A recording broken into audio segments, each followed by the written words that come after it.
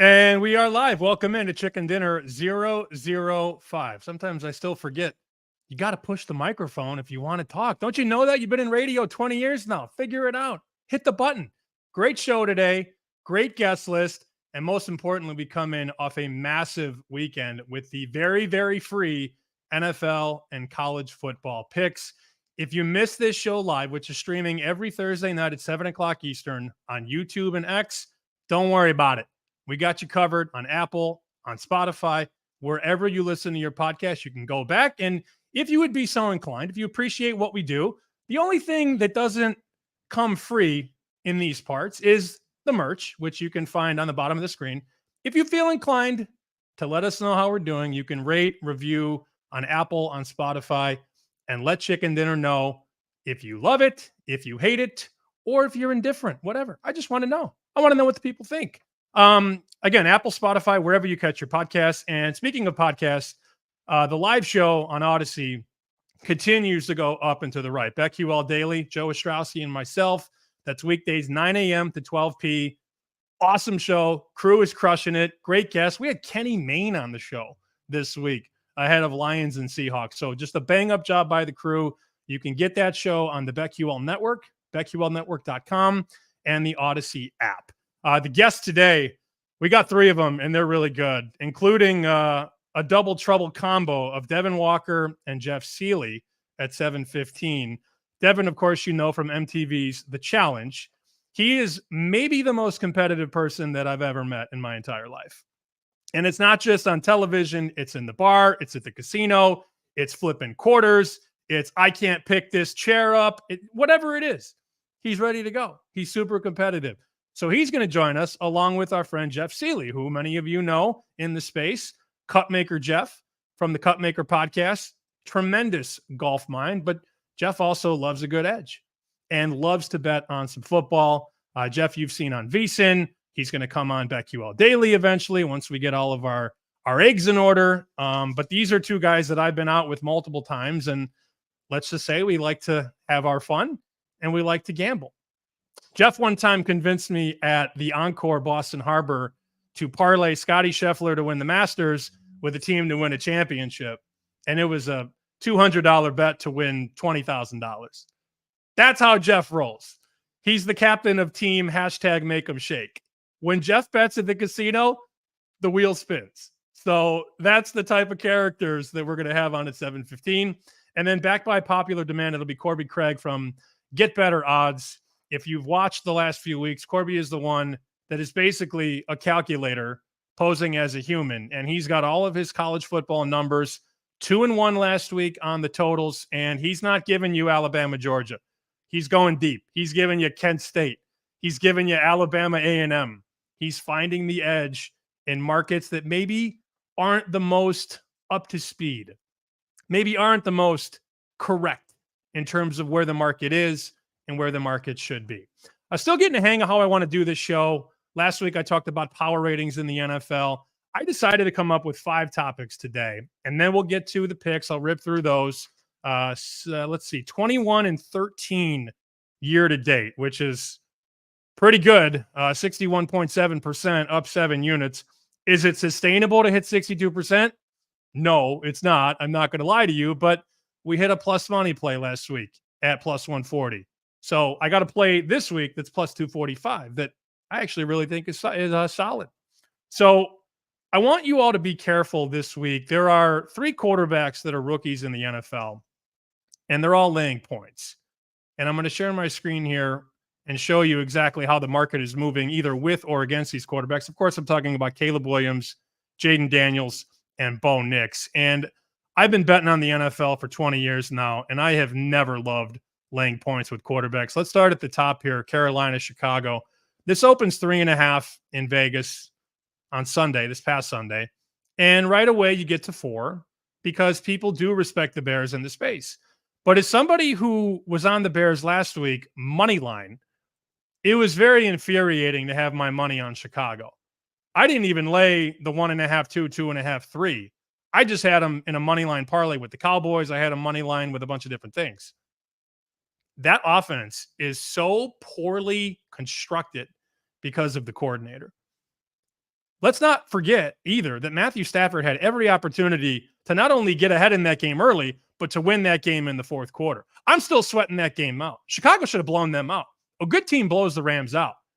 When you lay these margins with rookie quarterbacks, you don't have any wiggle room. They have to play almost a flawless game, which Williams was pretty good, but they still have to get outside the number. And there's no way I'm going back to Chicago. You see this right here. They're starting to hit it back. South Point in Vegas, 3.5. FanDuel to 3.5. 411 to 3.5. So while it did go to 4, it came right back. And there's no way I'm betting Chicago at least at -4. I know some people laid 3.5. I'm not laying 4 because then they got to win by 6, 7, 8, 9, 10. You know the drill. I'm not laying 4. Another one is Denver right here, 466 Denver. Opens 1.5, gets to 2.5, and now we're at 3 at a lot of places in this country. And offshore, you're 2.5, 3. It couldn't be me. There's a lot of drama with Vegas. There's a lot of drama with Devontae Adams. There's still no reason I'm laying 2.5 with Denver. I love when these quarterbacks are getting points. One of our chicken bets a couple of weeks ago was the Washington Commanders +8 on Monday Night Football. We bet that. Chicken dinner bet that. Now you got to lay 3. How about Denver? Denver's getting 8.5 on the road 2 weeks ago. Last week against the Jets, they're getting 7.5, 8. Okay, I get it. I get that wager. But now you got to win and cover. And you're the favorite. Ain't happening for me. And the last one, which we will talk about in just a second, it's Cleveland and Washington. And we're starting to hear the rumblings that Jaden Daniels is better than Caleb Williams, which might be true. That the Bears may have messed it up again, which also could be true. But in terms of the way that we have morphed the Commanders from an unwanted underdog in weeks 1 and week 2 to a favorite in week 5 is just too fast. We'll have Jeff Sealey on in a second. Week 1 survivor, we had the Bucs. We went against Jaden Daniels. I also went against Bo Nix with Seattle in week number 1. I'm not saying like line up and just fire bullets against rookie quarterbacks, but there's a difference between betting a rookie quarterback as a dog and betting one as a favorite. And did you notice what happened today and overnight? So Washington opens right here in this open column, opens -1 against Cleveland. And now we're at 3.5, but the 3.5s are starting to come back because there are respected players that are going to take 3.5 and 3 against a rookie quarterback. And as good as he is, and as ahead of schedule the Washington football team, formerly known as the football team, might be, are you really going to lay 3 with that team? It won't be me. I'm hearing some rumors about Purdue as I stop sharing the screen. So there's not a lot of good stuff coming out of Purdue. And as much as they fought, and I'll use fought in quotations, as much as they fought last week, they're still down 25 points in the fourth quarter. And I'm hearing that the team is out on the head coach. Now, you can't really confirm that, but you got 3 points in the fourth quarter. It's easy to connect the dots there. And what do? They fire the offensive coordinator, Graham Harrell. So now they have a high school coach trying to implement a brand new offense and go away from the air raid in less than 7 days. And they're going to Wisconsin, a team that just got blown out at USC that can run the football very well, which opens up play action, which would just put Purdue 6 feet under. So I know it's a big number. And I know that many people are going to say Wisconsin can't score. But if Purdue doesn't care anymore, you can't quantify that. So I'm willing to find out and bet against Purdue this week because it sounds like people close to that program are starting to give up on the current regime. Again, is it 100% true? No. But I believe the guys that I talk to around West Lafayette. There's an AFC showdown between the Bills and the Texans, and I wanted to share a story real quick. I wrote this up on Fox and talked to a professional bettor about what he thinks about the game. And it's very important to understand this. And I'm going to scroll down to the quote that I thought was very telling, because there were a lot of people in the market that wanted no part of Baltimore on Sunday night. Buffalo was a very trendy dog because Buffalo was undefeated and catching 2.5, 3 points. The people that didn't bet Baltimore on Sunday are now going, oh, Baltimore's pretty good. Now I'm going to bet Buffalo because Baltimore pounded Buffalo. Right? It's like that transitive property. Oh, well, maybe the Bills aren't that good. Now I'll bet the Texans. And it's important to understand that these professionals don't put a lot of stock in one result in the NFL. Here's the quote on top. I know a group that played Houston +1. I've also seen Buffalo taken back at +1. We know that pick in the NFL means nothing. So the fact that there's disagreement around the one on each side, it tells you all you need to know about the game. And here's a really strong quote. Buffalo getting beat up by Baltimore is a one-of-one unique matchup that made the Bills look like a team they're absolutely not. The Bills have injuries up and down the spine of their defense, and the Ravens are as well equipped to take advantage of that as any team in the league. True. Houston is not going to beat Buffalo the same way that Baltimore did. And the Bills' corners have been great all season, look fantastic. They're playing better than anybody expected. They match up fairly well against the Texans' wide receivers. And the quote later in the story is, this is as close to a coin flip as it could be. So if you're looking at what happened last week, Baltimore pounds Buffalo, that doesn't necessarily mean that Houston is going to beat Buffalo. I don't have a single dollar on the game. It's a find it out game for me. I want to see what Buffalo's made of after a loss like that on Sunday. And I really look at a Houston team that is still, in my opinion, a little overvalued. Yeah, they're 3-1, but they haven't covered a game yet. Good teams win, great teams cover. LeBron is back on his betting bullshit. I don't know if anybody saw this. I remember last year when LeBron started giving out games, and it didn't last very long. He's given out the picks now, and now it's anytime touchdown props and parlays because he can't pick sides and totals, as we know. And I go back to a game last year when LeBron came out on Instagram Live and was like, I'm going to pick a bunch of games against the spread, or I'm going to give you my best bet for all these games. And one of the first Instagram lives, or maybe it wasn't live, it was a video on Instagram of him making a position in the NFL. And he was so bold. He came out on a Thursday night and gave the Washington Commanders money line against the Bears. -240, by the way. I know a lot of people don't give juice anymore on social media. Washington money line -240. Chicago won that game 40-20. His -240 favorite lost by 20 points. And I honestly, as I put in the tweet, I don't think we never heard another bet from LeBron the rest of the year. So look, if you're betting LeBron James NFL advice, you sort of deserve what you get. Do you think LeBron's got power ratings? You think LeBron's studying the market? It's fun to bet touchdown props. It's fun to bet parlays. But I don't want to hear from you if you tailed LeBron's 3-team lock of a parlay and it doesn't win. What do you expect? What do you expect? Last thing, and then I will blow through the picks and then get to Jeff and get to Devin. Derek Stevens in Circa has a couple big bets. I don't know if you saw these. He's got $1,000 on the Tigers to win the pennant at 200-1. 201,000. That's the payout. So 1,000 to win, 201,000. And he's got 1,000 on the Tigers at 500-1 to win the World Series, to collect $501,000. So if the Tigers win the whole thing, Derek Stevens is going to net about $700,000. And he made a tweet about it today. And they already offered him a cash out. I think it was $33,000 a pop or $35,000 a pop.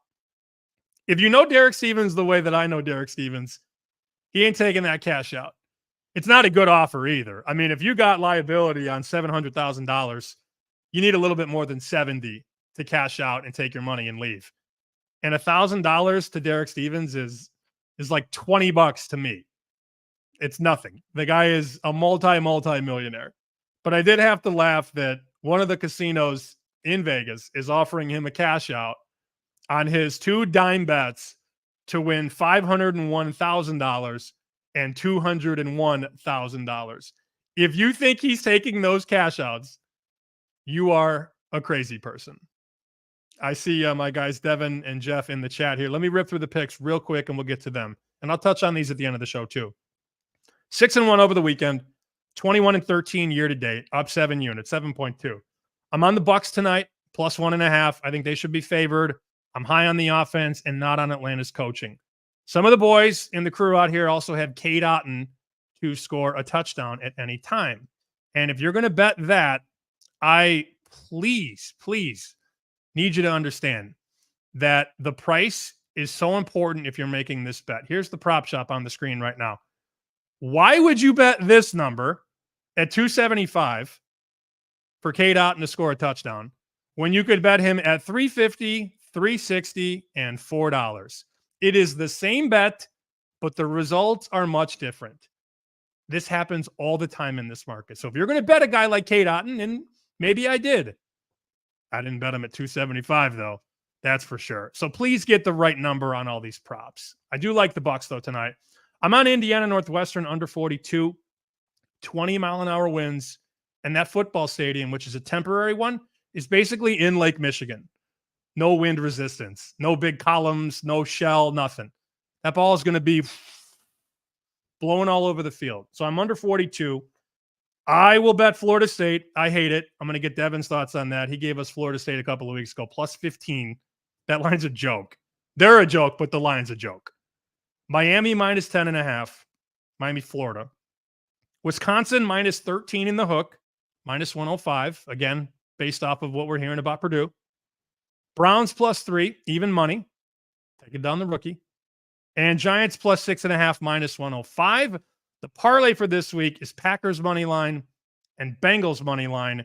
You wheel those together, you get plus 245. So those are the picks. Those are my 5 random observations about the space. And now I can bring in my friends. Let's talk to Jeff Sealey from the Cupmaker Pod and Devin Walker from MTV's The Challenge. Gentlemen, for about 18 minutes straight, I'm going to take a sip of this as I welcome you into the show. What's going on? How we feeling, boys? Long time coming. It's the Holy Trinity we got right here. What do you got? A Sam Adams? Look at you. I got a Shipyard pumpkin. Oh, okay. Oh, that's a ship. Okay. I saw the stripe and I thought that was red. It's orange. So that's a Shipyard. And Jeff, what do you got? The Southern Tier Pumpkin Imperial Pumpkin Ale. It's elite. Highly recommended. A shot of whipped cream vodka in this thing, and you've got pumpkin pie. It's elite. Highly recommended. Wow. You would look at Jeff and think there's no way this guy would put whipped cream in a beer. But then again, I mean, why not? Jeff Sealey from the rafters, 45 seconds in, he's talking about whipped cream vodka, ladies and gentlemen. There you go. Let's go. So we're going to chat about all happenings in the space for the next 30 minutes. And I'm curious to get these guys' plays on college and NFL. And Jeff, if there's anything actionable on golf, please put that in your chamber. But I wanted to start with Florida State and Clemson. And we can go around the horn here because I know that Florida State sucks. It's obvious they're not a good football team, and there are some problems there. But when you have a team that was favored in the summer in this matchup, we're talking a home favorite of about 4.5 against Clemson, if not bigger, depending on where you look. But easily a field goal or higher on Florida State. And they've looked dreadful. I know. I've watched the games. But now you're going to give them over 2 touchdowns at home. They make the quarterback change. They finally got DJU's ass out of there. Yeah. I think the number's too high. Could I be wrong? Of course. But Dev, we'll start with you because you gave us Florida State a couple of weeks ago. What do you make of Florida State getting 15 at home? Okay, so a few things. Obviously, my brother lives in Tallahassee. I've got some pretty like boots on the ground takes on this team throughout the season. You are going to see a completely different FSU team. Rivalry game, 15 is way too high. Mark my words, they might win outright. Oh, come on. I'm not there yet, Jeff. Are you? Come on. Mark my words, they may win outright. I'm telling you right now, the quarterback change was so necessary. And this team, Ua's not a likable guy. A lot of people, rumblings of a lot of jealousy. They paid him $1 million to come. They were expecting him, to be a different player. He's not a big practice guy. He hasn't been using his legs. People do not like him. He's not a locker room leader. Debo would have eaten his lunch. So if the only shot that they had was to make a switch, and I'm confident that they'll cover the line. And I'm telling you right now, you heard it here first. Make the clip. FSU might win this football game. Yeah, I made it a touchdown, Sam. So I mean, I think the number is a lot. I made it a touchdown. I think it's a big number. So yeah, I mean, I would certainly lean FSU. Not gonna bet it, but now I may have to sprinkle a little FSU plus 450 money line, right?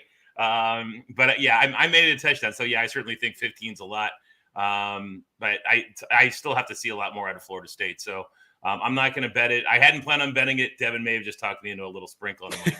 I mean, there's no way we cannot bet it. And I'm checking the board right now. So there it is, 326 Florida State. I'm going to share the screen here and show you all why you have to shop around and get the best number, not just with props involving Cade Otton, but here it is, Florida State. So Pinnacle 466. If you have a Superbook account in one of their states, 5-1 right here, 5-1 on Florida State. And then even between the American books, how about a 475 at BetMGM, a 460 at Caesars, a 440 at DraftKings, and a 480 at FanDuel? Guys, you have to shop around. Money line. Now I have to bet it, Devin. Damn it. Hey, listen, I'm not saying it's going to happen. Why don't we all just bet the points? It's the safer play. Okay, we can all say that we did something together, but I will be sprinkling on the money line because this team is going to lose games they should win and win games they should lose. And if you can't get up to play Clemson at home after you've been absolutely embarrassed, now who is gone? Who are you going to blame it on with him gone? I think you're going to see a completely invigorated Florida State team that says, if we win this football game, we can put it all on the quarterback. This beginning of the season can all go on him. And that, to me, is enough motivation. All right, boys. Sammy, you teased this pregame. I got it. I just pulled it up. I like Ben Griffin to come back and win the Sanderson Farms this weekend, the PGA Tour event. You can find him at 10 or 11 to 1 in that ballpark. I got a Florida State plus 15, Ben Griffin to win outright. Cade Otton anytime touchdown parlay, 100 to 1. $50 to win 5,000, 100 to 1. Cade Otton anytime touchdown, Florida State plus 15, Ben Griffin 10 to 1 on DraftKings. Let's get it. $50 to win 5,000. I'm in. Sign me up. I hate you guys so much. You have no idea how much Jeff. I hate you. Say less, Jeff. I'm in. Get me the whipped cream vodka, baby. I'm in. Okay. We've been sitting at the Encore how many times with Jeff? And you have, I have a couple Jack and Diets. I'm down for basically anything. And he's writing out on a napkin the parlay to go to the kiosk. And I get to the kiosk and I put the money in. I think I put in like a nickel. And it was a nickel to win. I don't even know, Jeff. A nickel to win $40,000. Oh, yeah. And the kiosk basically goes, wah, wah, wah. Somebody's got to come over and make sure that they can approve the bet. And at that point in time, they didn't have any tellers at the window. And that's a different story for a different day. But this is what you do. This is why we love you, Jeff. Well, and if you remember, I had enough on it. I was going to win like $1 million. Yeah. I think I sold off pieces of it. But yeah, I mean, it's fun. So yeah, guys, this is a good one. FSU 15, Cade Otton anytime, Ben Griffin. We know we're gonna know if we're live tonight. Then we'll get a Derek Stevens buyout. He'll offer us $600 to buy it out after Cade Otton scores the touchdown tonight. Just wait. So Cade Otton. Can someone help me understand why everyone's on Cade Otton? Am I missing something? Is everyone on Cade Otton? That makes me nervous. No, I don't think anybody. It was just I like Cade Otton tonight. I'm playing him in DFS tonight. I like Cade Otton. He's just he was making an example, Devin Sam was, of the different prices in the market to score a touchdown. Got it. He's 4 to 1 on DK. I think it's a good bet. I mean, I like it. I'm in. Let's do it. So I'll read you the text I got from my buddy Freddie, who's very good at NFL, especially in props. And he sent it to me this morning, and he's on the Tampa side like I am, which, again, let's be clear, it's a total coin flip tonight, but I think the Bucs should be favored. He said, hey, look at Otton over receptions and yards. They don't have McMillan, the rookie out of Washington, and they don't have Trey Palmer, who's been their like slot guy, so to speak. Yeah. They also can't run the ball, at least right now. No. And there's a really strong chance that Baker's going to just drop back and throw the ball 40 times. It gets better if they're down, because if they're down, they're definitely going to abandon the run. So I actually like him over 3.5 catches. And on the morning show today on BetQL Daily, it was over 3.5 minus 105. Now it's over 3.5 minus 125, because as we get closer to the game, people are going to bet overs and they're going to bet anytime touchdowns. But I looked at the price at the top of the market and saw 4-1. I got a local guy offering me plus 250. I'm never betting that, but at 4-1, it's a different conversation. That's all.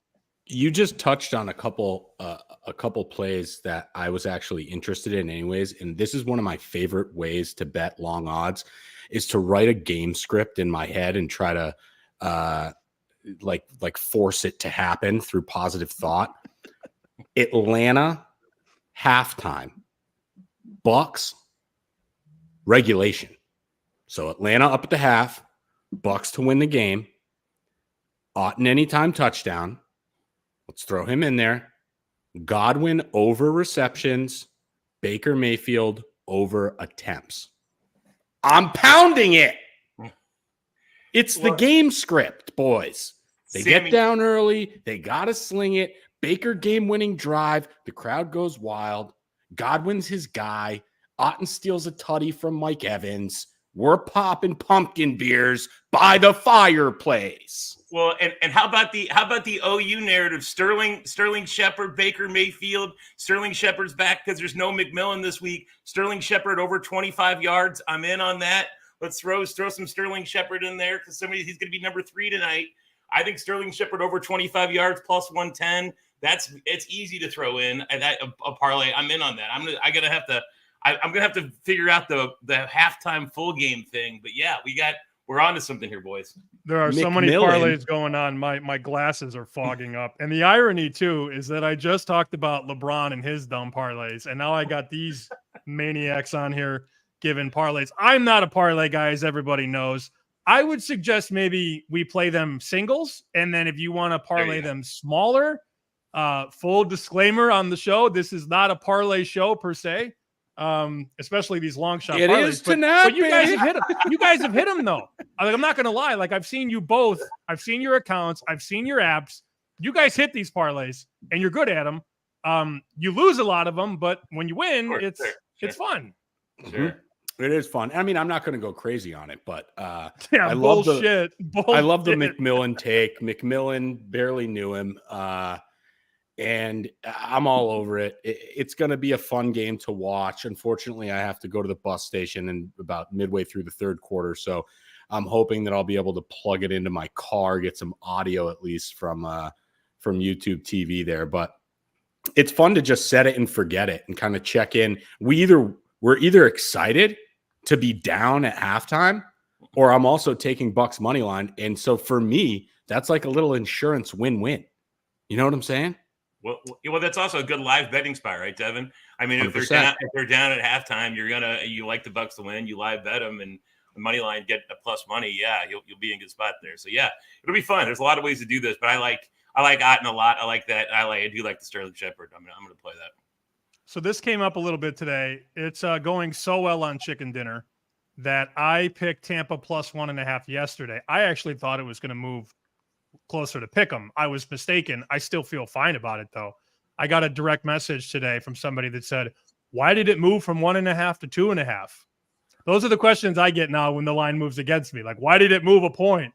So I guess that's a good thing when you're 21-13 on the season. But no, I'm not scared by a move of 1.5 to 2.5, especially when this opened 3 and came down. I guessed incorrectly. I thought it was going to go closer to pick 'em. I thought we were going to see Atlanta -1, but the Atlanta support came in. That game kicks off 45 minutes from now. And of course, make sure you're on Amazon Prime, not on national television tonight. I think it's on Amazon Prime, at least, unless I missed something. Oh, so you might it have is to, on Amazon you might have to Prime. you might have to dial into the Amazon Prime audio.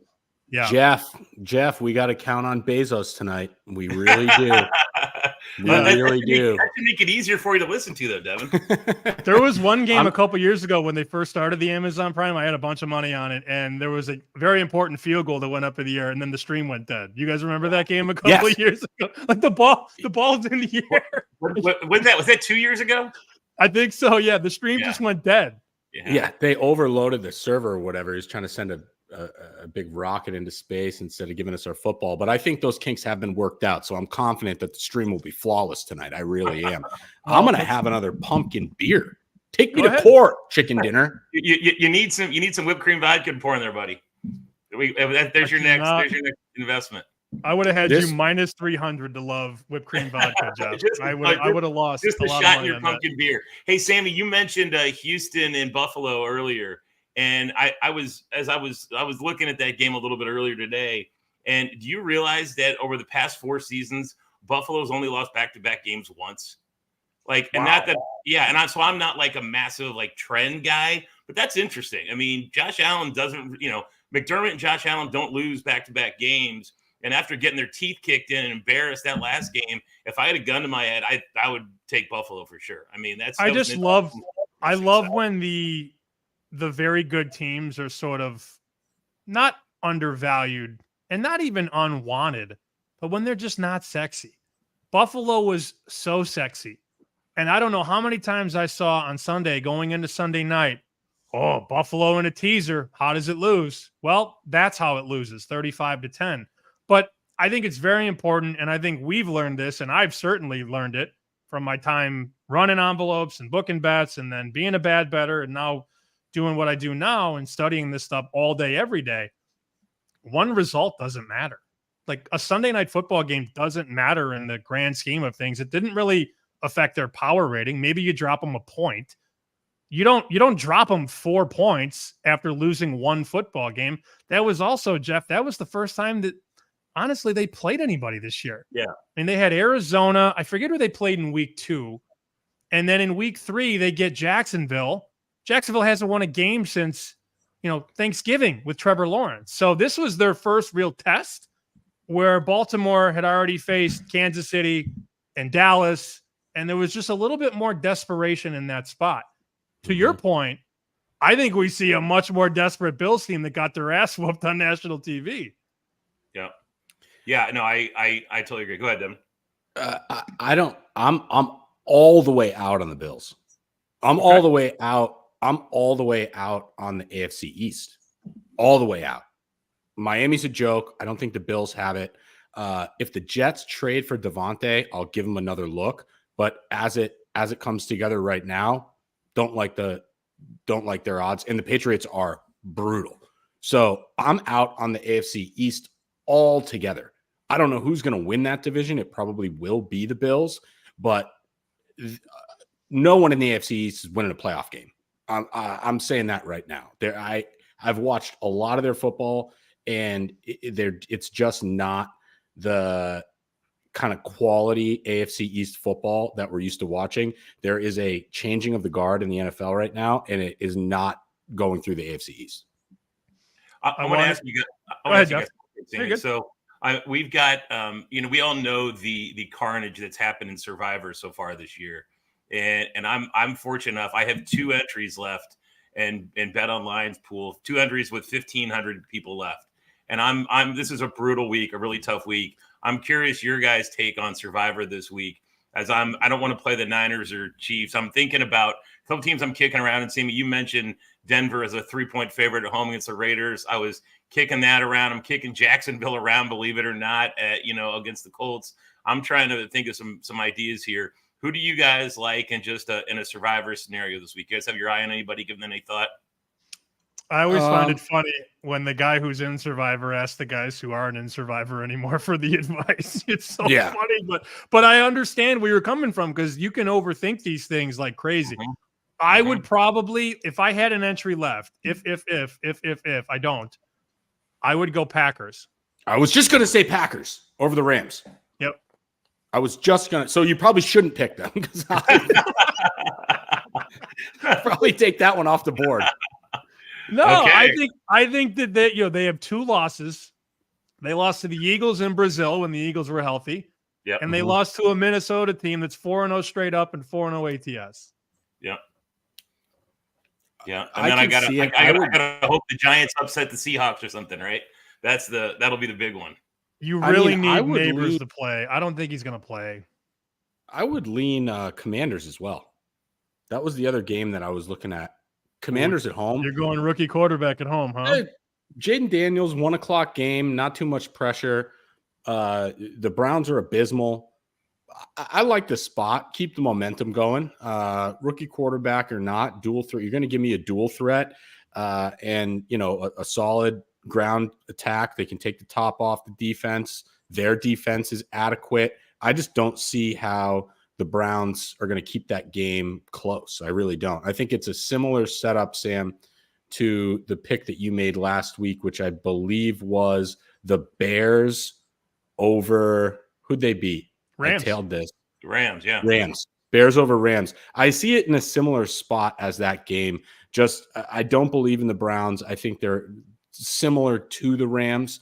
Obviously, they don't have the injuries that the Rams have, but this could be obviously just an addition to the Jaden Daniels coming out party. I expect him to score points, and I just don't think the Browns can.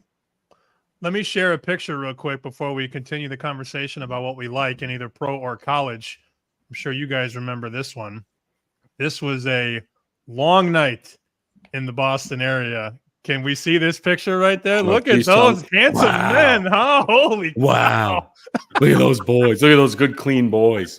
Didn't we have a missile against the Lakers that night? And we were just rooting against the Lakers heavy, and LeBron missed a shot at the buzzer. And you guys were on Sacramento, I think, right? Wasn't it Sacramento? We were on Sacramento. Yeah. It's funny how we could see a picture, and we know exactly where we were, and we know who we were gambling on. Yeah, exactly. And we started at the worst stand-up this open mic night in the history of Boston. Oh. Have you ever noticed that when guys go out, I mean, when girls go out, and we were like, what? What is this guy talking about? It was electric. But we're just trying to have a good time. We're like, is that the punchline? It was like, we're trying to have a good time? The punchline, my man? We gotta tighten the ship up a little bit here, brother. Good burger. Good burger. Horrible comedy. Yeah, decent chicken sandwich too. Wasn't bad. So take us through, Jeff. You said you made a bunch of college numbers, obviously. You're with Devin and I on Florida State. Devin calling his shot, saying that they're going to not only cover, but have a chance to win the game outright. Yeah. So we all like Florida State, which could go either very well or very poorly for us. What else jumps out to you? I don't need a million plays, but what are the college looks that might have maybe a little extra edge than usual? Guys, I think I'm a little biased here, but I think that I was really high on Mizzou going into this year. The numbers moved against them a little bit this year, but they're at A&M. Obviously, you mentioned the 1.5 to 2.5. That's what's gone in the Mizzou game. I like Mizzou to win this game outright. I think Mizzou could roll until they play Alabama. I bet them to be in the college football playoff. So I think the team's got a lot of talent. They brought back most of what they had last year. So I'm high on Mizzou. And I like Navy this week. I like Navy over Air Force, laying 9.5 or so, not quite 10. I like Navy. So those two games I've already bet that I like a lot. Navy and Mizzou are my two favorites. Navy. All right, Deb, what about you? I know you don't make numbers. You bet with your gut, and you're really good at it. What do you got? UNLV. Syracuse sucks. Yeah. Holy cow, did they look good against Fresno? They look so good. They took their starting quarterback out and got better. When I went on bet, it's the other show, BetQI, right? Or BetQL Daily. Yeah. BetQL Daily. We were chatting, and I said Texas might be the only team in the country who could lose their starting quarterback and get better. I stand corrected. UNLV did it. They looked like world beaters. And at home, I've watched a couple Syracuse games. Not impressed. I'm all over UNLV. All over them. And I'd like to see the number on UNLV in the college football playoff. I would also hope, I remember when you said that on the show, and I agree with you at the time. I hope that you also can add another team where the backup is better than the starter, and it could be Florida State. Oh, Jesus. How do we even forget? That was a layup. That was Kobe to Shaq, and I biffed it. That would be nice. Where's he going with this? I can assure you they will be better. So there's add another one to the list. I have been watching Uwe for the better half of a decade. He sucked. He always sucked. He was never going to be good. It was a really, really poor decision, and it uprooted the program. And, Norvell has some splaining to do, but he can right the ship here. FSU will come back in drones to that stadium, to Doak, if they beat Clemson. It will be like the season was never derailed. So with that being said, give me FSU and UNLV in a money line parlay. Take me to court. It took 2 pumpkin beers to get here. That's all it took. I've had about 6, but I've had 2 in the last 20 minutes. Jeff, remind me the golfer that you were talking about. I got a text about that. Who's the golfer you like to come back and win the Sanderson Farms? Yeah, so Ben Griffin, he was a guy I like coming in this week. One guy, David Skins just kind of had a career day, shot the lights out, shot a 60. But Griffin's 4 shots back. I think you can find him 10, 11 to 1. I think he's super live. And then we obviously got a kinky parlay with Tim tied in there. So, yeah, I like Ben Griffin a lot to come back and win this thing. Well, let me show you something real quick, and I am going to check these real quick because if this is true, it is time to pounce here. Ignore the Buccaneer flag in the top left corner. Look at the name right here, Ben Griffin. Wow. So supposedly, and I'm going to check right now, this is why you shop around, boys and girls, and get the best number because Jeff is saying 10 to 1, 12 to 1. If this number is real, if there's actually, I'm going to pull up the app right now. If there is a 33 to 1, now sometimes these API feeds are a little behind, but if he is 33 to 1 at a book where you got other books giving you 10 to 1, I mean, we may have to all stop talking and just load the app up at 33 to 1. How about look at Jeff? I can see those fingers flying right now. He's 11. He's 11. Okay, so that's just not right. Yeah. They just didn't up the API feed. I mean, it moved a little bit for me, Jeff, when I saw that number. You know what I'm saying? Yeah. Yeah. It did. Well, Bet365, it says the same thing, right? I'm looking at Bet365 too. I mean, it could be the same thing. It moved a little bit. So the problem is that a lot of these books, they don't update the golf API until like late at night when everybody's done shooting.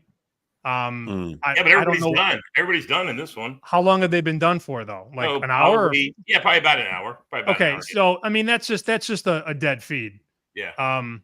He's 11 to 1 at 365 too. Okay, so we got 11 to 1 on the ceiling. I'm still going to bet it, but I got very excited there to load up the prop shop on ftnbets.com, which is a great tool for props. You type in the player at the top, you type in the team, you get ranges on teams to win divisions or championships, players to catch touchdowns or whatever. I mean, you get a really nice idea of where the market is, and it's another very, very free tool.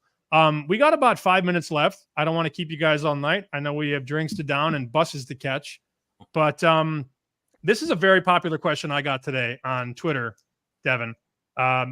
People watch you on the show, on the challenge. You've been doing it for a very long time, and you've been fucking awesome at it for a very long time. Thanks, people want to know the competition level, and we only see certain things on TV. And I've had buddies that have done reality TV, and they're there for 3 weeks, and we watch a half hour or an hour show. So I know we don't get everything, but can you just explain to us how competitive things are, not only when the cameras are on, but when the cameras are not rolling? Well, hang on. I want a quick plug. If we got to watch this week to see Devin get a lap dance from drag queens on his birthday. That might have been the highlight of the season. So that did occur. Shout out to just absolutely amazing times in Derek and Ryan. Gems. That party was lit. Shout out to Dave, #Tori for throwing the party. It was a great party. Now, as we transition back from me getting twerked on to the competition level in the house, it depends. There are certain people who, as soon as the horn blows, TJ's horn blows, they see red. The competition takes over. There's certain people who don't care. They know they're not going to win. They know they can't win the show. They are just there to make TV, get some Instagram followers, collect the check, cause some havoc, make sure someone they don't like doesn't win. And then there's the mezzanine, which I tend generally to fall into. I don't mind like the blind focus on competition will take you out of the game because there's so many other elements to it. So I've never had an issue. If I see somebody that I know I'm working with in front, your boy is not going to go hard. I am pulling up on the reins. I'm slowing down because they're not going to say my name and I don't have to say anybody else's. So that's where the strategy versus, competitiveness is a balance, because as badly as you want to win everything, bigger picture, it may not be the best strategy moving forward. And that's why it is these kind of like single day athletes, as we like to call them, like people who played an actual sport where the game, with the exception of, I guess, cricket, which goes on for like a month, when you have one day and you're playing that game for like 3 or 4 hours, there's going to be a winner or a loser decided at the end of that day. This is not that game. There's going to be a winner or loser decided at the end of 3 months.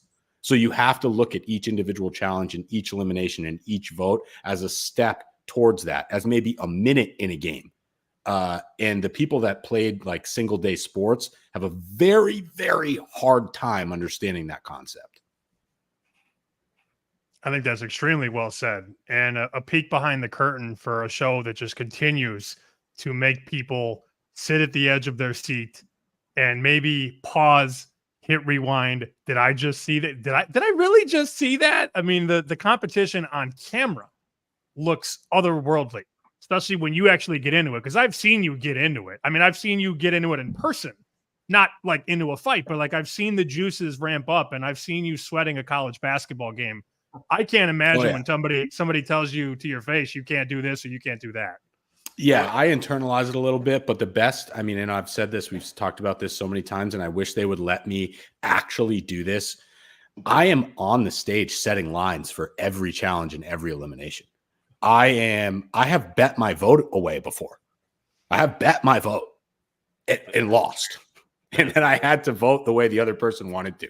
It's real, okay? I'm out here gambling my vote in a game for $1 million. Devin, honestly, buddy, I think this is the best season ever. This season is so entertaining. I mean, it's pretty good. Everybody's on it. We obviously don't know the outcome yet, but it's as entertaining a season as there's been. It's really good.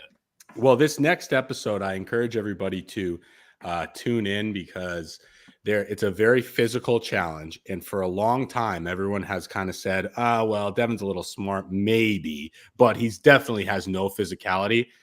I played football for 12 years. I played lacrosse at a very high level. Watch me clean these kids up in the next challenge, because I do. My timing's impeccable, and 205 pounds of twisted steel is coming at you behind a plexiglass shield. They could not get away. I was bodying kids. So just little what do they call that? A little preview. Yeah, a little preview, little foreshadowing of something to come. For all those people out there that say that I can't, get up there and be physical, watch next week.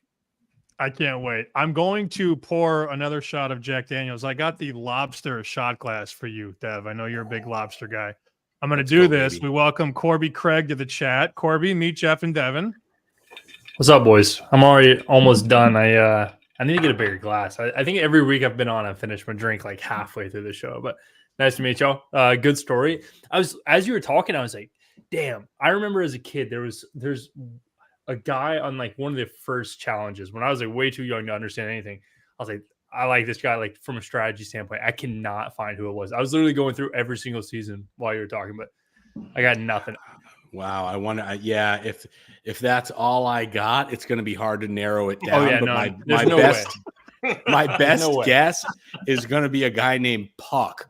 Anybody remember a guy named Puck? Well, from the real world. From the real world. Yeah. I think it was like was there on season like 2, 3? I'm talking like the first one. Wasn't there a guy named like Johnny Bananas? Yeah. Johnny That's Bananas. Devin's best friend, Johnny Bananas. Corbin, Yeah. that was listen. just You had to hear me so out. bad. You had to hear me out. That was Corbie's appearance on Chicken Dinner, everybody. Corby. That was the You have to hear me out. You have to hear me out. worst surprise ever. You have to hear me out.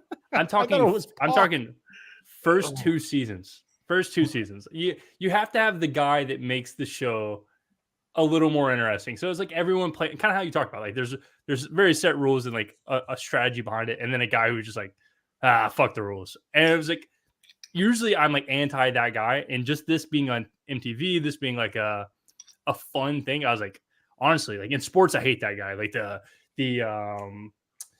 Dylan Brooks of basketball. I hate those kind of people. But in this, I was just like, I don't know why. It was funny. I was like, dude, I kind of do like Dylan Brooks though. Not gonna see, lie. hey, agree to disagree. You must like Pat Bev too. Draymond Then. Green. I do. How about Ron Artest? Do you like Ron Artest? I love Ron Artest. Corbie Yeah, doesn't Meta even know World who Ron Peace. Artest Yeah. is. That's a little more fun. He's Shout about out it at Pacers. least. You know, you got to be about it at least. 100%. So I wrote FSU plus 15 and circled it twice. Clock it And then and I lock wrote it. down Ben Griffin 11-1 at Sanderson Farms. Those are the two. And Let's call him- K-Dot an anytime touchdown, buddy. Well, that goes too. We do that one too. I was just writing down the individual bets from you guys. There FSU you go, yeah. plus 15 for Devin and Ben Griffin to win Sanderson Farms 11-1. And obviously Jeff found a way to parlay everything we like together at, I believe, 100-1. 100 to Right? 100 to 1. Yeah. Hell yeah, Before I baby. let you guys go, I'm going to show a couple messages. I'm getting very good at doing this earlier in the show. Alex B. Smith says pumpkin parlays. Wow. With a tier Electric. Love it. I love that. Oh, that's right. Garrett's right. They did play. Buffalo played Miami in week number 2. That's who it was. They knocked Tua out in the second half. That's right. Correct. Come So on, they- they still haven't really played anybody. And then Kevin Hilmer says, I would love to gamble on the challenge. LOL. Live elimination odds. Can we get that in the hopper, Dev? God, I wish we could. I got something in the works where I'm gonna kind of be hosting challenge-esque events for like pre-wedding meet and greets. And obviously we're not going to do a pole wrestle, but I did one for one of my buddies and everybody was gambling on the eliminations I did set up. So like the groom's family and the bride's family, I made them do a challenge. And it lasted about 6 hours and there was a lot of gambling. So I think that's the closest we'll get, but it definitely won't be live eliminations. That's Devin Walker, MTV's The Challenge, and Jeff Sealey, Cupmaker Podcast, giving us the big booms on golf, 11-1 on Ben Griffin. Gentlemen, I hope to see you both soon. We probably won't gamble and we probably won't drink at all. Thank you for joining us. Absolutely not. Thanks, Dave. See you, boys. That's Jeff and that's Devin. Let me knock them out here and bring our very handsome calculator, Corbie Craig, full circle on the chat. And I agree with our buddy Jake here. These guests Sammy brings on are just fabulous. I love the show, entertaining and informative. Definitely entertaining the last two. In terms of well, definitely you are definitely entertaining and informative. Devin does not make numbers. Devin just gambles, and he showed me his win bet account one night because I'm thinking to myself, like, I've met him a couple times. He's out from Western Mass, and we've become friends because he would come into Boston and do a bunch of things. And I'll tell the truth. First time I met him, I thought there's no way this guy wins. There's no way. And he showed me the balance in his win bet account. And I went, well, it's probably why you shouldn't judge a book by its cover, because he was up substantially with money line underdogs in March Madness. He'll take a team +6 and a team +8, and he'll money line parlay them together. And you bet a nickel or a dime on that, those odds go through the roof, Corbie. Let me play a couple more comments here and then we'll get going. This is from Fabulous One. Love the show. We're waiting on your NFL Week 5 pick with John Murray from the Westgate. Let's keep it going. Somehow I am 4-0 this year in NFL sides. I don't understand how. Brewhand Luke, smash that like button. Agree with that. Let's see. Ben from G-Land. Prop shop free, ? Do you just type in a player and it gives you the odds? Yes. Go to ftnbets.com and look for the prop shop, and you can put in any player or any team, and it will give you a full list of American books and the respective odds at each books. Oh, damn, I wish I would have hit this one. He followed up with this. Add vanilla vodka to Shipyard. It's called an angry pumpkin. I've actually heard that called a slutty pumpkin, but I guess we can call it whatever we want. All right, so Corbie Craig, better odds. I'm in the Discord now, and I see what you were talking about. It is jam-packed with numbers and ratings and opinions and information, and happy to be a part of that. You have, I believe, gone 2-1 in the last 3 weeks of college football, mostly totals. I told you last week, no more sides, just totals. That's fine with me. What jumps out? I know there's a lot to break down here. Not really a great card in terms of like top 25 matchups. We don't get Alabama, Georgia this week. We don't really have a marquee game, I think, but that doesn't mean we don't have opportunities to make money. Yeah, agreed. If you can hear my fan, I'll go turn this off. I don't care about the fan. It sounds dude. great. All right, cool. So a couple things. First off, we got live viewers. So if you want some Friday action, I'm sitting here. I joined late. I'm glad the last two were able to talk. I have Troy's team total under 21.5 points right now, and that is just the most boring game to watch. Troy stinks. They had negative 30 yards of offense when I joined here. I saw they just scored a touchdown, so I think chicken dinner might be bad luck tonight. But we won't count it towards it. But if you're just fixing your Thursday drink, you want to listen to us, you want to watch some football while you're doing it. I think Troy's team total, it's live right now, 20.5, minus 20. Pretty good bet. So I can't imagine a way Troy scores 3 touchdowns in this game. So that's cool. But I agree with you. Like, this weekend was one of those weekends where, pulling up what I have pending, when I was looking at the slate initially, I really thought that I was just going to end up with a boring week. It's going to feel like an off week in college football. At the end of the day, I ended up with, I think, 7 wagers, all totals, of course. I actually have one side. It's not even worth mentioning. It was an injury thing that just flew off the table. But some totals and ended up with a pretty decent slate. So I think we have some good stuff to talk about. I got the numbers ready. Yep, I'm ready for you. Shoot some games. Give me the number. You want to shoot games at me, or you want me to shoot games at you? Which way you want to go with this? You just shoot me the rotation number. I'll pull up the board and you tell us what you like.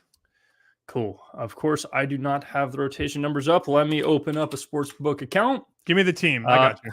The first one we'll go with because I know y'all have the side. Give me the total in Florida State Clemson. Okay, there you go. 325, 326, right there. Yeah, we're on the dog plus 15. I hate it, but had to do it.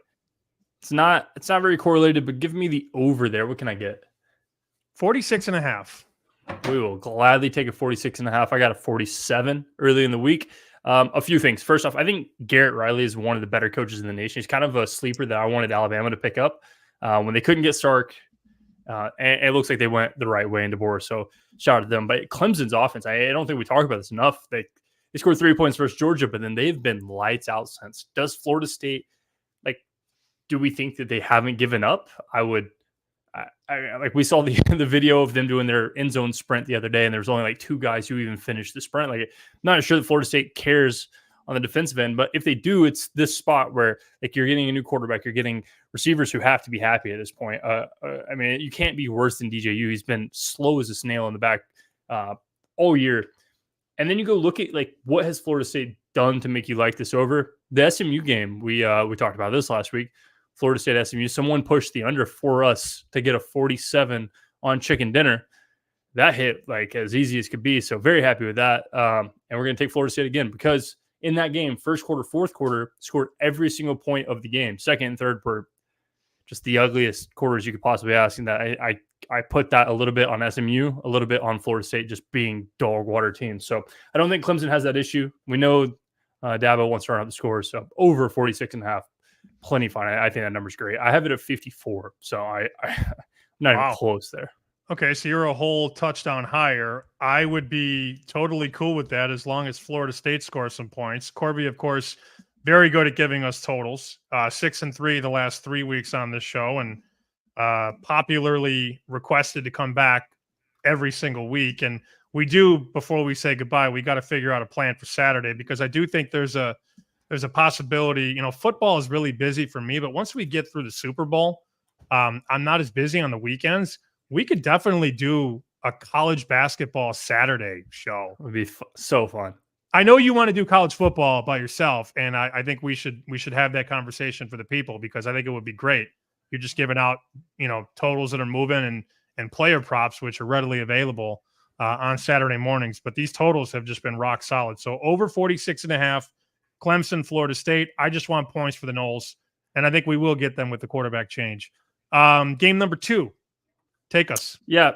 We just talked about Florida State, SMU. I said that I think SMU showed a little bit of issue, and they only scored because Florida State. So give me SMU Louisville. I just had the rotation number for you. 319. Oh, man. I got it. 319. Yep. SMU Louisville. What number can I get there on a total? 56. Depends on what we're doing. Are we going over or under? I want an under. I would love a 57. I don't think that's going to happen. No, give me no 56 and a half is fine. 56 and a half is fine. This was 58. Well, we won't talk about what it was because it doesn't matter, Still think it's a great number. Like, this is an SMU team that everyone wrote off when they lost to BYU. I think we've seen that BYU is kind of good, but had to make a quarterback change, and now they just are scoring points. But I think that's more of they're playing Florida State. So not sure Louisville cares to run up the score. We have seen them throw the ball a ton. And in a game that could be relatively close, I think if they get up, they have the ability to run out the clock. So I had this 53. That's cutting it pretty close, but getting through a pretty key 55, pretty key 54. I'll take a 56.5 under SMU Louisville. Okay. Over 46.5 in Clemson, under 56.5 in SMU. And the last one you got for us. Oh, yeah. We talked about this one earlier today. So let's do this. You're going to get the best number possible right now. Actually, an insane number if you think that Steam isn't sharp and, in my opinion, is better than the market. Go to 369, Tennessee, Arkansas. Oh, boy. That one came down a bit, too. So if you're going to go over, this would be the time, huh? Yep. You can get a 57. That's crazy. Give me the over 57, Tennessee, Arkansas. I took a 59. I thought a 59 was a great number. I took 59 when Pinnacle was 60.5. So Pinnacle's moved, 4 points almost? 3.5 points? Yep. I don't know. I don't see it. I don't understand. So the general consensus is when I'm making numbers is, okay, why am I off by this much? What do I know that somebody else doesn't know? Obviously, there's some very smart people in this world. I would say not much. What I think that the only issue with Tennessee is Tennessee gives up every single game because they can. They've been up. Their closest point spread was NC State, and they won that game 52-10 in a game they didn't have to try.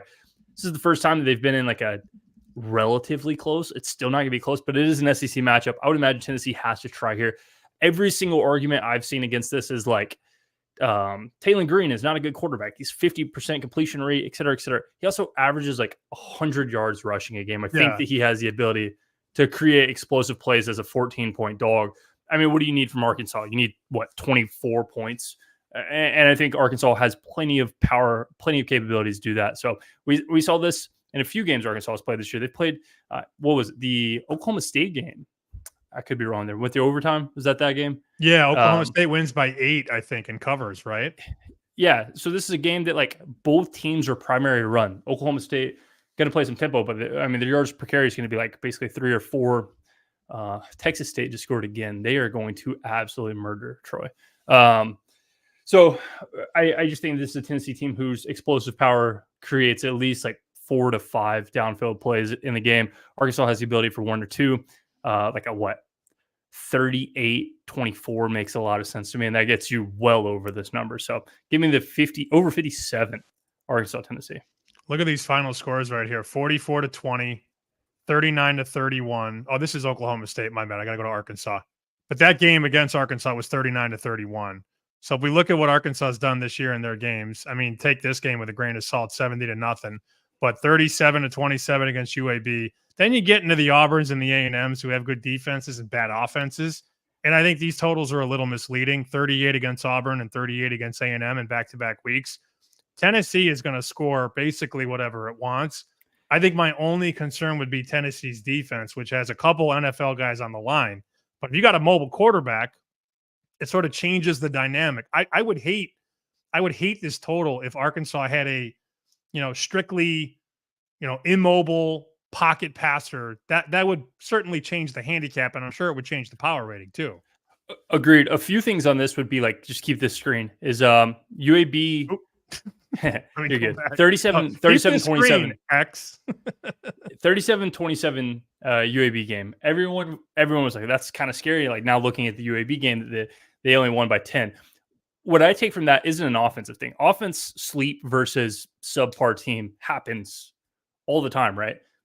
But on a defensive standpoint, like you really don't have to scheme anything. Like, how do you give up 27 to Jacob Zeno, who can't throw a football? He's been hurt and now he's out because he is like showing that he had a shoulder injury and he hasn't been able to throw for the last 3 weeks. So giving up 27 to UAB is terrifying to me. You get an Auburn team who like were replacing quarterbacks. They didn't know what the hell they were going to do. That you see a Texas A&M team who has been replacing quarterbacks. They don't know what the hell they're going to do.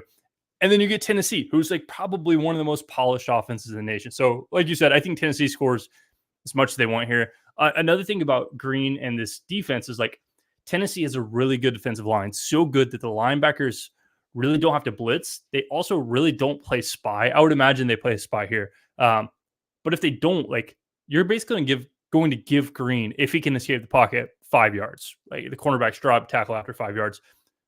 Like you don't think Arkansas is going to at least create some sort of explosive play by a quarterback run through 5 yards?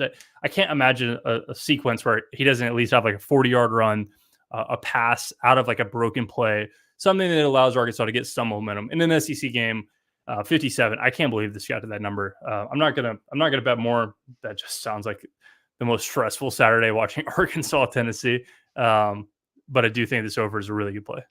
You might only need 14 from Arkansas too. And that's the crazy part. That might be the most challenging part of the wager, getting Arkansas to get a couple of scores. I did actually play a total. I don't know if you saw the plays that I gave out, and I'm curious to know what your numbers are. I'm going to vamp for a second. It's Indiana Northwestern, 353 and 354. The only thing that makes me not love this wager is I learned I can now share from website to website. So I'm going to hit this button and take the screen full. This is the number right here, 353, 354. We played under 42. It hit 41 at Circa the other day. There's been a little bit of buyback, but that's because Indiana, Corbie, in 3 games this year has scored 42, 52, and 77. They also had 31 against FIU. But this is a team that just gets up and down the field. And psychologically, if you're looking at Indiana's box scores and their season summary, you see 42, 42, 52, 77 in 4 of the 5 games and 31 in the other game. You go, well, why is this total only 42, 41 and a half? Well, Northwestern and their temporary field basically play in Lake Michigan. And it's not exactly ideal on windy days. And clearly the odds makers are looking at the forecast, and forecasts tend to change. They come and they go. But the early report on this game was 20-mile-an-hour winds in Evanston. And I'm going to pull up a picture of the stadium and showcase just how wide open this stadium is. There's no wind resistance on the lakeside, which, I mean, you look at the field and you're like, wow, it's basically in Lake Michigan. And if there's 20-mile-an-hour winds against a team that only wants to pass in Indiana, they got Curtis Rourke, who they brought in from Ohio, who's a gunslinger.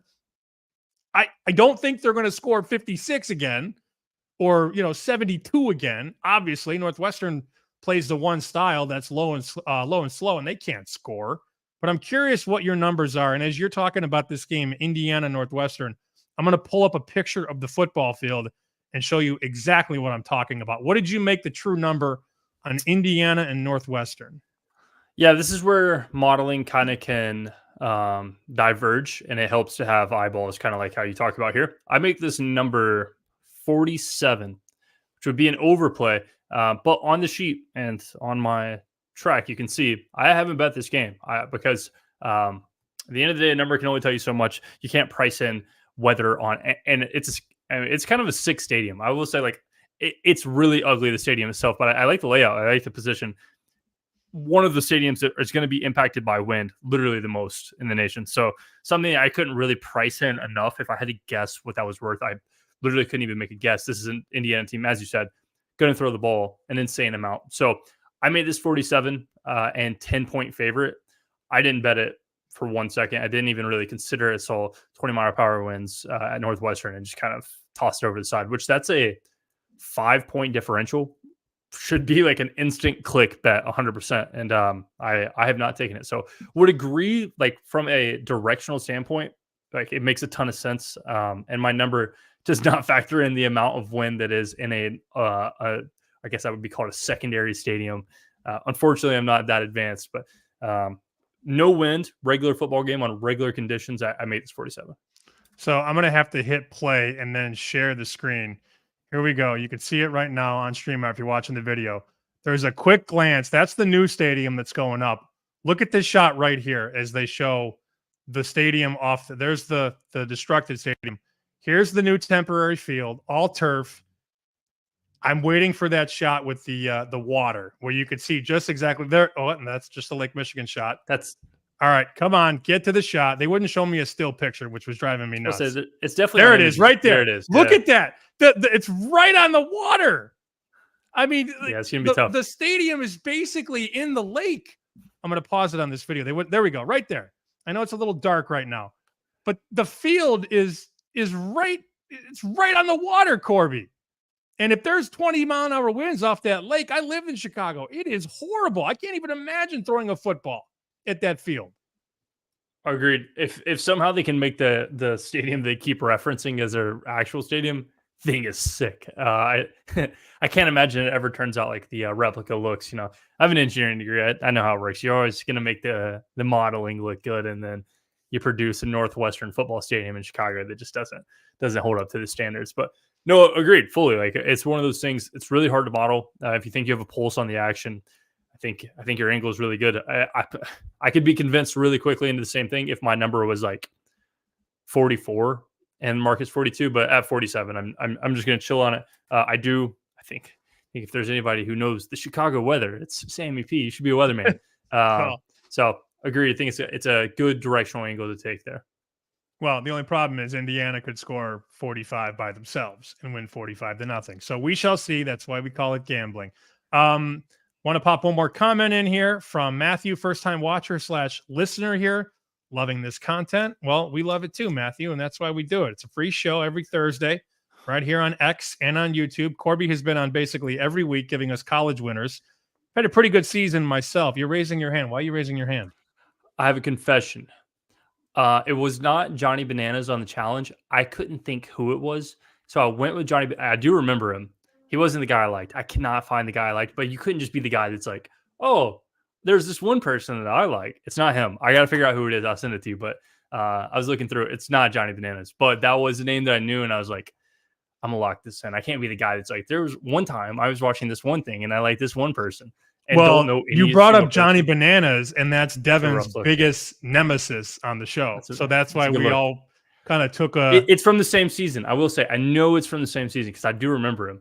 But that's not my favorite. But that's neither here nor there. I just thought about that. I thought I would share my confession and not go to the grave with it. All right, I got you one more, Sammy. This one we're not gonna put it on the official. It's kind of like we did the North Carolina thing. It was like week 2, so it's just gonna be for fun worst game in the entire slate. Bet it if you want, don't if you don't. I'm not betting it, but I'm gonna tell you it's the biggest disadvantage I have, I guess, in the entire market. Don't know the rotation number. It is a main market game, though. Akron versus Bowling Green, Sammy. Oh, Lord. Here we go. Yeah, I didn't bet it, but I'm going to tell you, I'm 7.5 points off. I'm over a touchdown off on this number. I think the reason is because like a lot of people like this Bowling Green offense. My number's just not there. I'm basically at market at 14.5. What is the total there? 50.5, 51. Yeah, I mean, I made this 44. So just absolutely ugly. Yeah, I haven't bet it. Again, it's numbers can tell you a story, but at the end of the day, I think it's good to have like a math base and also like some kind of user functionality. And if I could put Akron's defense lower in a power rating, I would. I think it's as low as I could possibly make it. I give Bowling Green 30 points basically, and that sounds about right. I could see where they would score 35. If they score 35, I'm at 49. So I would need like a 52. If this was 52, I would play it under every single day of the week, which is 9 points off. Insane. Obviously, you would take something 9 points off market. If I got a 52, I'd play it, but that is the biggest edge I have of the week, and I did not bet. All righty. We got Clemson over 46.5, SMU under 56.5, the over in Tennessee, Arkansas 57, and just a bonus cherry on top from our guy Corbie Craig, Bowling Green under 51. You made it 44. Some great numbers. I was able to print all this out this week so I could write on the sheet. We're just making progress every single week. Anything else? Oh, Saturday. Okay, so I'm going to be out of town this Saturday. Do we want to start Saturday? That would be October 12th. Do we want to pencil in the first? Because I won't be able to puppeteer the thing from here. I'd love to sit here at home and like produce and switch for you, but I can't do that this week. Last week you wanted to watch Bama, Georgia. Should we do the first Saturday show on October 12th? Yes or no? I think it's good. It's a good weekend. There's a lot of really good football that weekend. Oregon, Ohio State's that weekend, I think. Texas, Oklahoma's that weekend. So be a good weekend to have a Saturday show, I think.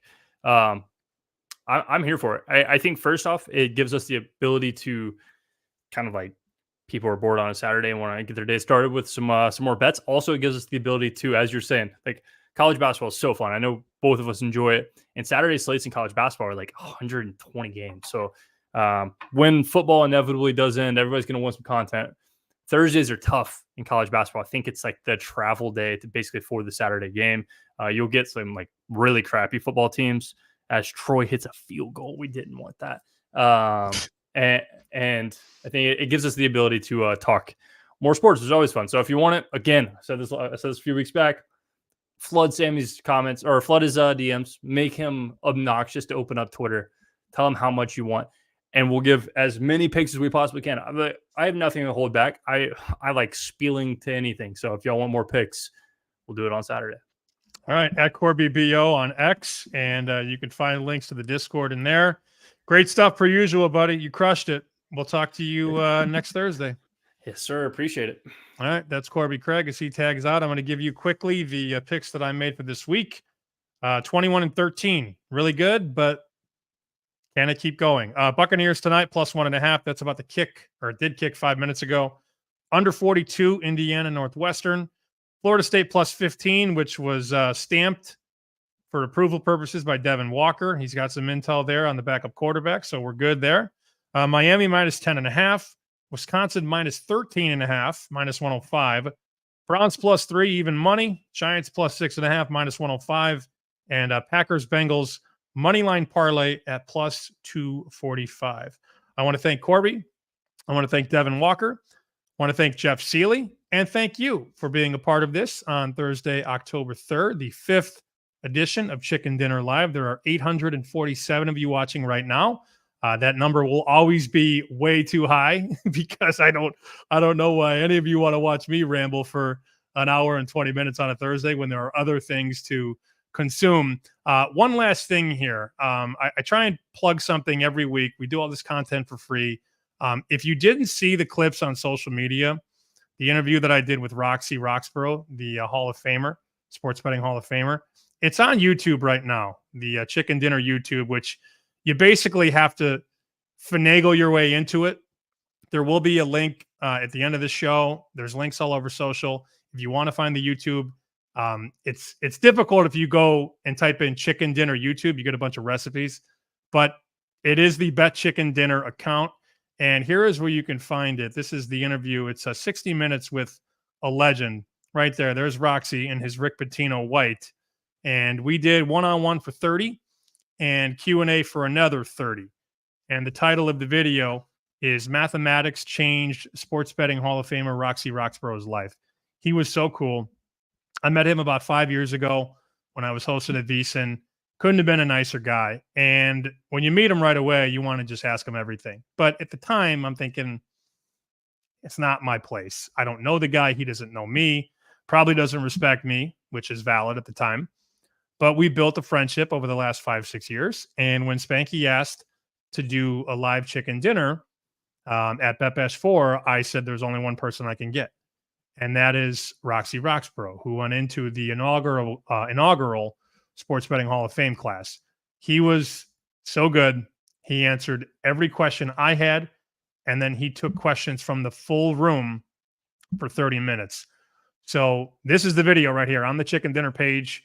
If you appreciate what we do, smash the button, subscribe. And I would highly suggest, if you're looking to get better at sports betting, you take some of the pieces from that and just file them away, because he talked about ROI and price sensitivity and things to do before you make a bet and why you shouldn't make this bet. And I thought the best part was him talking about he would rather make a good bet than have a good opinion. And that resonated wholeheartedly, because a lot of us are guilty of that. We make a bet with a pre-existing expectation. We make a bet because we know that this might happen, or we think that this will happen. And Roxy learned a long time ago, as he discusses in the interview, it's not the games that I watched. It's not the newspaper stories that I read. I didn't start winning until I took a mathematical approach to this. And it was very, very good. Again, it's free right now on YouTube. You've seen some of the clips, I'm sure, on X, but that was a very, very powerful conversation with a guy who wins more than maybe anybody I've ever met. So that would be something that I would check out when you get the time. It's about 56 minutes and 38 seconds. But you can consume that whenever you'd like. It'll be up there forever. That about does it for Chicken Dinner 005. I appreciate you. I appreciate our guests. And let's get some winners here. 6-1 last week, but last week is over. Let's make some money. Let's cash some tickets. And we'll talk to you next time right here on Chicken Dinner.